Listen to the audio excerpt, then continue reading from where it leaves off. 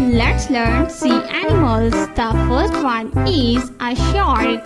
This is a shark. Shark is the very dangerous sea animal. The next one is a crab. The next one is a red glitterfish. The next sea animal is a little parrotfish. The next one is a blue tongue. This is a turtle. The next one is a turtle. This is a little turtle. A clownfish. The next one is a blue whale.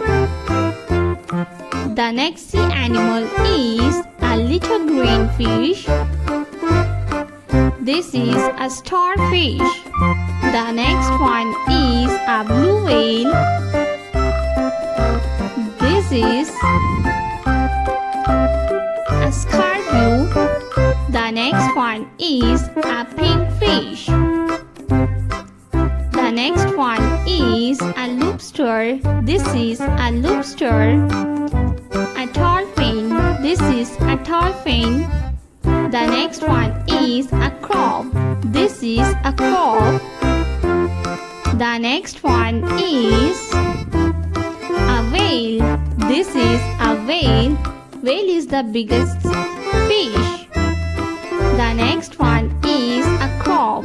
This is a crab. A puffer fish. This is a puffer fish. The next one is a penguin.